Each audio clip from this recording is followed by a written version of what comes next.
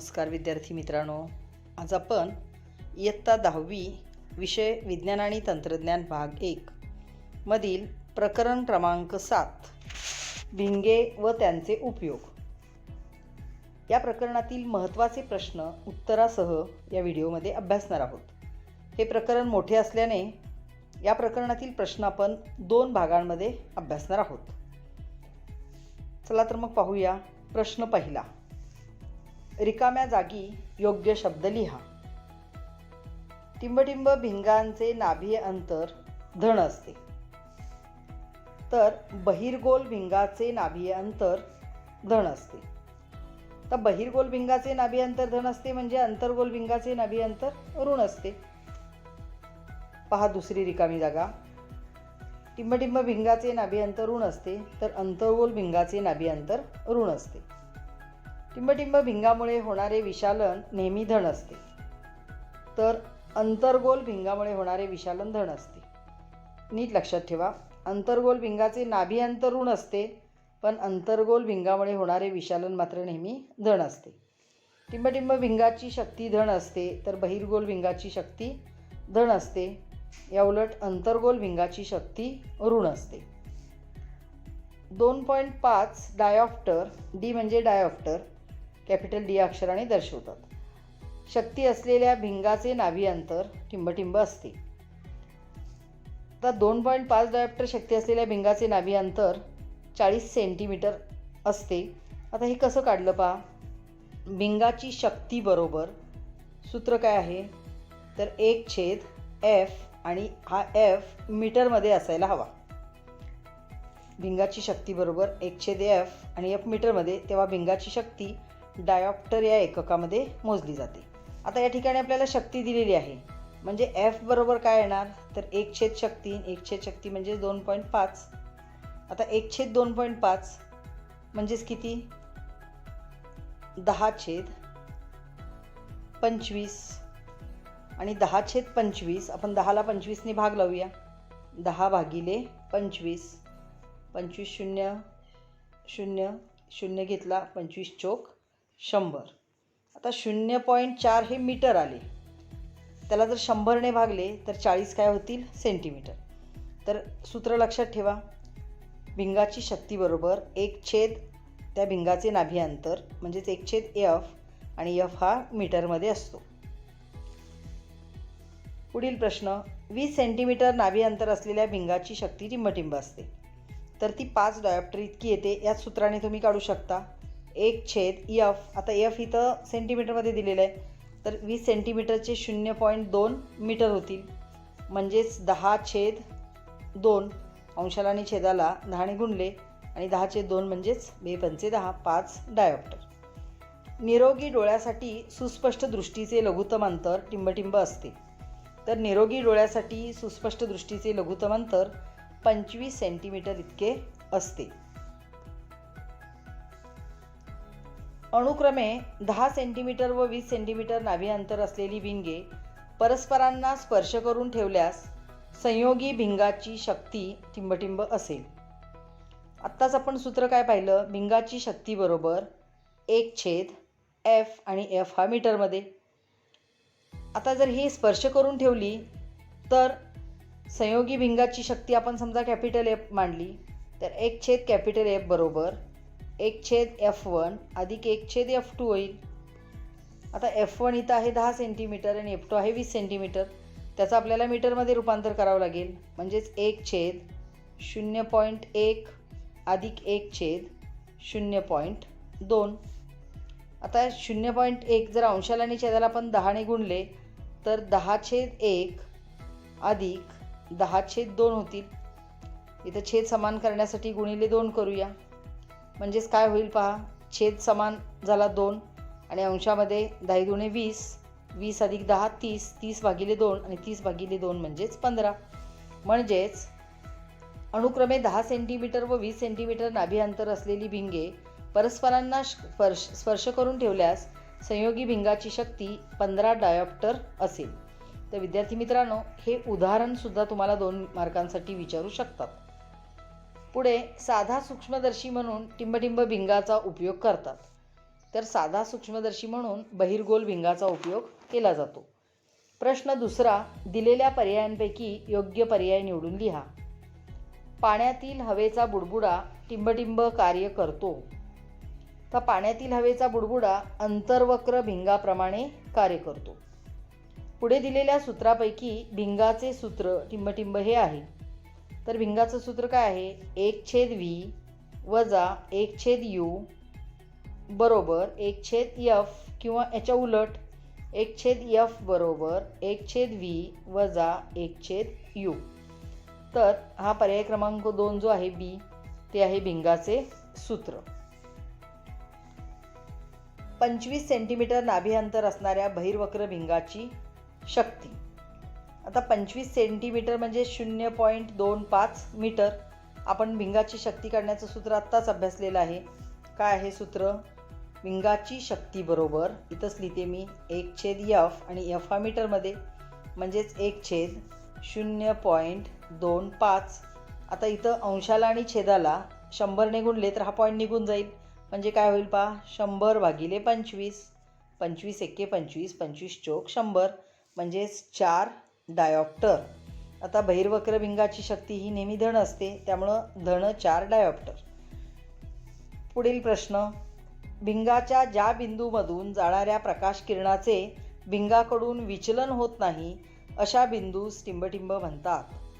तर भिंगाच्या ज्या बिंदूमधून जाणाऱ्या प्रकाश किरणाचे भिंगाकडून विचलन होत नाही अशा बिंदूस त्या भिंगाचे प्रकाशीय केंद्र असे म्हणतात आणि हे प्रकाशीय केंद्र ओ या अक्षराने दर्शवितात. अंतर्वक्र भिंगाच्या सहाय्याने निर्माण होणारी प्रतिमा नेहमी टिंबटिंब असते. तर अंतर्वक्र भिंगाच्या सहाय्याने निर्माण होणारी प्रतिमा आभासी व सुलट असते. पुढील प्रश्न, बहिर्वक्र भिंगाच्या सहाय्याने वस्तूची आभासी प्रतिमा मिळवण्यासाठी ती वस्तू टिंबटिंब ठेवली पाहिजे. आता बहिर्वक्र भिंगाच्या सहाय्याने जर आपल्याला आभासी प्रतिमा मिळवायची असेल तर ती वस्तू भिंग व त्याची नाभी F1 यांच्यामध्ये जर ठेवली तर आपल्याला आभासी प्रतिमा मिळते. बहिर्वक्र भिंगाच्या 2 F1 वर वस्तू ठेवली असता तिची प्रतिमा टिंबटिंब मिळेल. तर तिची प्रतिमा कुठं मिळेल? आपल्याला 2 F2 वरती मिळेल. बहिर्वक्र भिंगाच्या सहाय्याने वस्तू एवढी वास्तव प्रतिमा मिळवण्यासाठी वस्तू टिंबटिंब. पहा, बहिर्वक्र भिंगाच्या सहाय्याने आपल्याला वस्तू एवढीच आणि वास्तव प्रतिमा मिळवायची आहे, तेव्हा वस्तू भिंगापासून 2F अंतरावर ठेवावी. म्हणजे 2F अंतरावर जर वस्तू ठेवली तर तिची प्रतिमा त्या वस्तू एवढीच आपल्याला पाहायला मिळते. बहिर्वक्र भिंगाचे प्रकाशीय केंद्र आणि मुख्य नाभी यामध्ये वस्तू ठेवली असता वस्तूची टिंबटिंब प्रतिमा मिळते. आता बहिर्वक्र भिंगाचे प्रकाशीय केंद्र आणि मुख्य नाभी यामध्ये जर वस्तू ठेवली तर वस्तूची खूप मोठी आणि सुलट प्रतिमा आपल्याला मिळते. अंतर्वक्र भिंगासमोर वस्तू कोठेही ठेवली असता निर्माण होणाऱ्या प्रतिमेचे स्थान टिंबटिंब. आता अंतर्वक्र भिंगासमोर वस्तू कोठेही ठेवली तर निर्माण होणाऱ्या प्रतिमेचे स्थान F1 व O यांच्यामध्ये असते. पुढीलपैकी कोणते विधान बरोबर आहे? आता या ठिकाणी 4 विधानं दिलेली आहेत. पहा, द्विनेत्रीमध्ये फक्त अंतर्वक्र भिंग वापरतात. द्विनेत्रीचा उपयोग रक्तपेशी पाहण्यासाठी करतात. द्विनेत्रीचा उपयोग घड्याळ दुरुस्त करण्यासाठी करतात आणि द्विनेत्रीमध्ये पदार्थ भिंग नेत्रिका व लोलकांचा उपयोग करतात. तर हे जे डी विधान आहे, द्विनेत्रीमध्ये पदार्थ भिंग नेत्रिका व लोलकांचा उपयोग करतात, हे विधान बरोबर आहे. बाकीची विधाने चुकीची आहेत. प्रश्न तिसरा, पुढील विधाने चुकी बरोबर ते लिहा. भिंगाची शक्ती P बरोबर 1/F. तर हे विधान बरोबर आहे. पण विद्यार्थी मित्रांनो, या ठिकाणी F हा मीटरमध्येच असावा लागतो. भिंगाची शक्ती 2 डायऑप्टर असल्यास त्याचे नाभी अंतर 0.5 मीटर. तर तुम्ही हे सोडून पाहू शकता. भिंगाची शक्ती बरोबर 1/F म्हणजेच नाभी अंतर F बरोबर काय येणार? 1/2 आणि 1/2 म्हणजे 0.5 मीटर. तर हे विधान बरोबर आहे. अंतर्वक्र भिंग अभिसारी असते. चूक. बहिर्वक्र भिंग अपसारी भिंग असते हेही चूक, तर अंतर्वक्र भिंग अपसारी असते आणि बहिर्वक्र भिंग अभिसारी असते. अंतर्वक्र भिंगामुळे फक्त आभासी प्रतिमा तयार होते, हे विधान बरोबर आहे. बहिर्वक्र भिंगामुळे फक्त आभासी प्रतिमा तयार होते, हे विधान चुकीचं आहे. डोळ्यातील प्रकाशसंवेदी पेशीमुळे प्रकाशाच्या तीव्रतेची व प्रतिमेच्या रंगाची जाणीव होते, हे विधानसुद्धा बरोबर आहे. अंतर्वक्र भिंगाचे नाभी अंतर ऋण असते, बरोबर. वस्तूच्या स्थानानुसार अंतर्गोल भिंगामुळे होणारे विशालन धन अथवा ऋण असते, चूक. वस्तूच्या स्थानानुसार बहिर्गोल भिंगामुळे होणारे विशालन धन अथवा ऋण असते, बरोबर. अंतर्वक्र भिंगाचा उपयोग सूक्ष्मदर्शी म्हणून होतो, चूक. बहिर्वक्र भिंगाचा उपयोग सूक्ष्मदर्शी म्हणून होतो, हे विधान बरोबर आहे. तर अंतर्वक्र भिंगाचा उपयोग निकटदृष्टिता या दोषाचे निराकरण करण्यासाठी होतो, बरोबर आहे. बहिर्वक्र भिंगाचा उपयोग दूरदृष्टिता या दोषाचे निराकरण करण्यासाठी होतो, बरोबर. प्रश्न 4. खालील प्रश्नांची थोडक्यात उत्तरे द्या. मानवी नेत्रगोलाचा व्यास किती असतो? तर मानवी नेत्रगोलाचा व्यास सुमारे 2.4 सेंटीमीटर इतका असतो.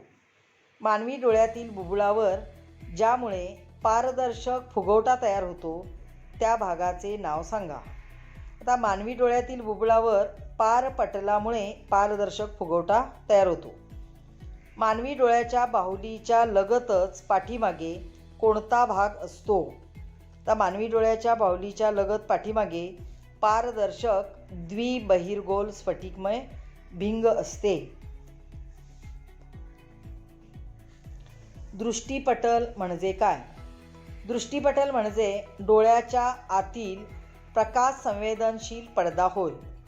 हा पडदा म्हणजे नाजूक पटल असून त्यामध्ये अनेक प्रकाश संवेदनशील पेशी असतात. नेत्रभिंग कसे असते व ते काय करते? तर नेत्रभिंग हे पारदर्शक व द्विबहिर्गोल स्फटिकमय असते. हे नाभी अंतराची सूक्ष्म अदलाबदल करून डोळ्याच्या आतील पडद्यावर वास्तव आणि उलट प्रतिमा तयार करते. समायोजी स्नायू म्हणजे काय? समायोजी स्नायू म्हणजे नेत्रभिंगाची वक्रता योग्य प्रमाणात बदलणारे डोळ्यातील स्नायू होत. दृष्टिपटलावर प्रकाश पडला असता काय होते? दृष्टिपटलावर जर प्रकाश पडला तर त्यावरील प्रकाश संवेदनशील पेशी उत्तेजित होऊन विद्युत संकेत निर्माण करतात. डोळ्यासंबंधीच्या मज्जातंतूद्वारे ते संकेत मेंदूकडे पाठवले जातात. मेंदू या संकेतांचा अर्थ व्यक्त करून माहितीवर अशा प्रकारे प्रक्रिया करतो की वस्तू जशा आहेत तसे आपल्याला आकलन होते. डोळ्यातील स्नायू शिथिल असताना डोळ्याच्या भिंगाचे नाभी अंतर किती असते? तर डोळ्यातील स्नायू जेव्हा शिथिल असतात त्यावेळी डोळ्यातील भिंगाचे नाभी अंतर सुमारे 2 सेंटीमीटर इतके असते. डोळ्याचे स्नायू शिथिल असताना डोळ्याच्या भिंगाचा दुसरा नाभीय बिंदू कोठे असतो? तर डोळ्यातील स्नायू जेव्हा शिथिल असतात त्यावेळी डोळ्याच्या भिंगाचा दुसरा नाभीय बिंदू डोळ्याच्या आतील पडद्यावर असतो. डोळ्याची समायोजन शक्ती म्हणजे काय? नाभीय अंतरात आवश्यकतेनुसार बदल करण्याच्या डोळ्यातील भिंगाच्या क्षमतेला डोळ्याची समायोजन शक्ती असे म्हणतात. प्रश्न 5. गटातील वेगळा घटक ओळखा व त्याचे कारण लिहा. साधा सूक्ष्मदर्शी, संयुक्त सूक्ष्मदर्शी, दूरदर्शी आणि निकट दृष्टिता. या ठिकाणी निकट दृष्टिता हा वेगळा घटक आहे कारण हा दोष आहे आणि बाकीचे उपकरणे आहेत. निकट दृष्टिता, वृद्ध दृष्टिता, दूरदृष्टिता आणि वर्णपटदर्शक. यामध्ये वर्णपटदर्शक हे उपकरण आहे त्यामुळे ते वेगळे आहे आणि इतर दृष्टिदोष आहेत. वृद्ध दृष्टिता, दृष्टिपटल, निकट दृष्टिता, दूरदृष्टिता. दृष्टिपटल हा डोळ्याचा भाग आहे आणि इतर दृष्टिदोष आहेत.